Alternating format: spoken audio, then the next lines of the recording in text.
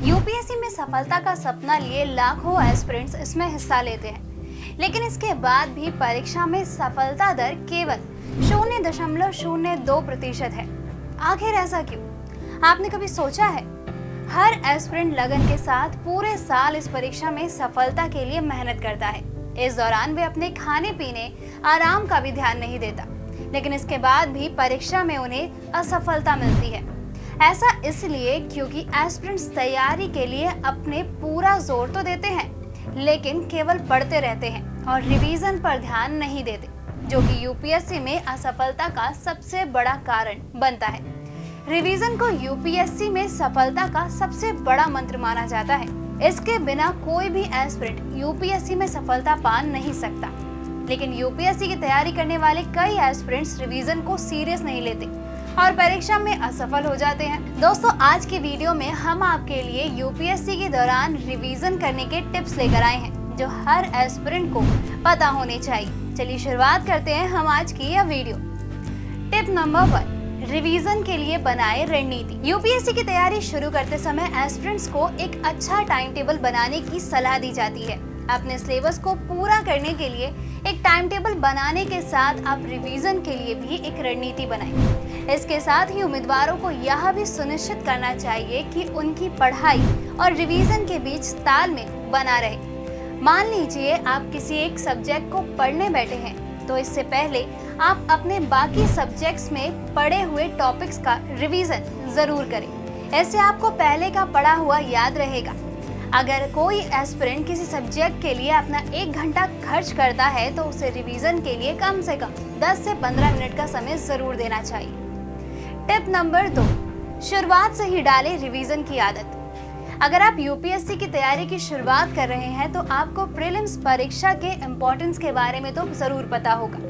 Prelims परीक्षा के अंक भले ही आपकी सिविल सेवा परीक्षा में रैंक निर्धारित ना करती हो, लेकिन यह परीक्षा पास किए बिना आप आगे की परीक्षा में शामिल नहीं हो सकते। इसलिए आपको पहले इस परीक्षा के लिए रिवीजन करते रहना चाहिए, भले ही आप सब्जेक्ट के बारे में कितना भी जानते हो। और जब आपको लगे कि आपकी प्री की तैयारी पूरी हो चुकी है, तब आप अपने मेंस की तैयारी की शुरुआत कर सकते हैं। टिप नंबर 3, 9 से 15 दिन के बीच करें रिवीजन। हर यूपीएससी एस्पिरेंट को तैयारी के दौरान ये सलाह दी जाती है कि पढ़ाई के 9 से 15 दिन के बीच में आपको अपने पढ़े हर टॉपिक को फिर से पढ़ना चाहिए, जिससे आपको पिछला सारा याद रहे। कई बार देखा जाता है कि एस्पिरेंट्स केवल सिलेबस को पूरा करने पर ध्यान देते रहते हैं, और जब उनका सिलेबस पूरा हो जाता है तब रिवीजन करते हैं। उस समय उन्हें पीछे का पढ़ा हुआ याद नहीं होता, जिस वजह से उन्हें फिर से सभी टॉपिक्स को पढ़ना पड़ता है, जिसमें उनका काफी समय बर्बाद होता है। इसलिए एस्पिरेंट्स को टॉपर्स की ओर से सलाह दी जाती है कि 9 से 15 दिन के गैप में रिवीजन करते रहना चाहिए, जिससे उन्हें पिछला पढ़ा हुआ सभी कुछ याद रहे। टिप नंबर 4, मुख्य परीक्षा पे दे ज्यादा ध्यान। यूपीएससी के हर चरण को मुश्किल माना जाता है, लेकिन कई एस्पिरेंट्स को मेंस परीक्षा सबसे ज्यादा मुश्किल लगती है। इसलिए मेंस के लिए एस्पिरेंट्स को अलग से समय देना चाहिए और अपने उत्तर लेखन को बेहतर बनाने के लिए लिखने की प्रैक्टिस करते रहना चाहिए। ये बात तो आप सभी जानते हैं कि यूपीएससी हर एस्पिरेंट में कुछ अलग ढूंढता है, इसलिए आपको एक बेहतर उत्तर लेखन की प्रैक्टिस लगातार करते रहना चाहिए। इसके लिए आप हर दिन किसी एक टॉपिक के बारे में लगभग 2 से 4 आर्टिकल जरूर लिखें। उन आर्टिकल्स को आप अपने किसी सीनियर से चेक करवाते रहें, जिससे वे आपको आपकी गलतियों के बारे में बता सके और आप समय रहते उसमें बदलाव कर सके। टिप नंबर 5, आखिरी समय में रिवीजन पर ही दे ध्यान।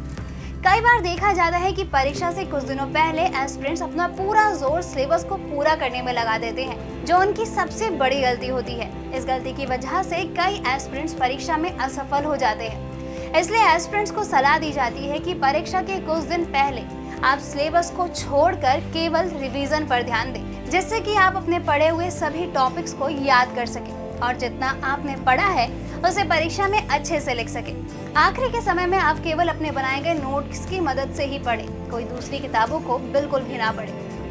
तो दोस्तों, इन टिप्स को फॉलो कर आप आसानी से यूपीएससी परीक्षा में सफलता हासिल कर सकते हैं। अगर आपको हमारा वीडियो पसंद आया हो तो इसे अपने दोस्तों के साथ जरूर शेयर करें, और अगर आपके पास हमारे लिए कोई भी सवाल हो तो उसे कमेंट में लिख के हमें जरूर बताएं। जल्द ही आपसे फिर मुलाकात होगी एक नई वीडियो पे।